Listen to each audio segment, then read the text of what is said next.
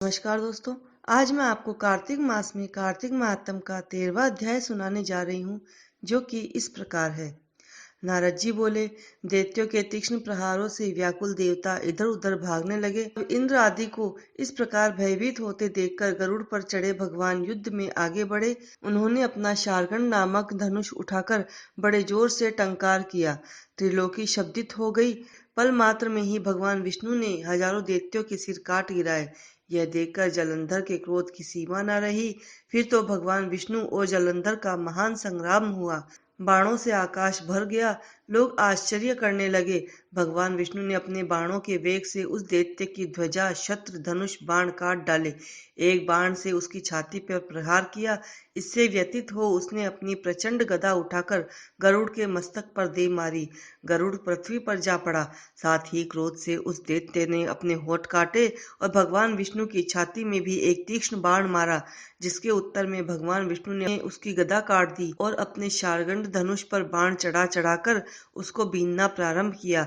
जलंधर भी भगवान विष्णु पर अपने पैने बाण बरसाने लगा। उसी समय जलंधर ने भगवान विष्णु को कई पैने बाण मारकर वैष्णव धनुष को काट दिया। धनुष कट जाने पर भगवान ने गदा ग्रहण कर ली और शीघ्र ही जलंधर को खींचकर मारी भी, परंतु उस अग्निवत अमोद गदा की मार से भी वह चलायमान न हुआ और अमोदमत हाथी के समान उसे यानी गदा की मार को फूल की माला ही जाना। साथ ही उस युद्ध दुर्मद ने अत्यंत ही क्रुद्ध होकर एक अग्निमुख त्रिशूल उठाकर विष्णु पर छोड़ दिया। भगवान विष्णु ने शिव के चरणों का स्मरण कर नंदक नामक त्रिशूल से उसके त्रिशूल को छेद दिया। जलंधर ने झटक कर भगवान विष्णु की छाती में एक मुष्टिक मारा। उसके उत्तर में भी भगवान विष्णु ने भी उसकी छाती पर अपनी मुष्टिका का प्रहार किया। फिर दोनों घुटने टेक कर बाहों और मुष्टिकाओं से बाहु युद्ध करने लगे। कितनी ही देर तक भगवान विष्णु उसके साथ युद्ध करते रहे। वह कुछ श्रमित हो गए। तब सर्वश्रेष्ठ मायावी भगवान उस दैत्यराज से मेघवाणी में बोले, हे रण दुर्मम दैत्य श्रेष्ठ, तू धन्य है जो इस महायुद्ध में इतने बड़े बड़े आयुधों से भी भयभीत न हुआ। तेरे इस युद्ध से मैं बड़ा प्रसन्न हूँ। तू जो चाहे मांग, मैं अदेय वस्तु भी आज तुझको दे दूंगा।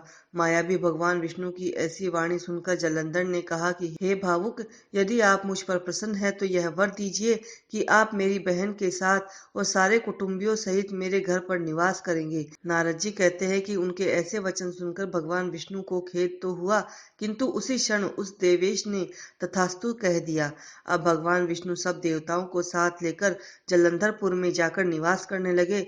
जलंधर अपनी बहन लक्ष्मी सहित भगवान विष्णु को वहां पाकर बड़ा प्रसन्न हुआ।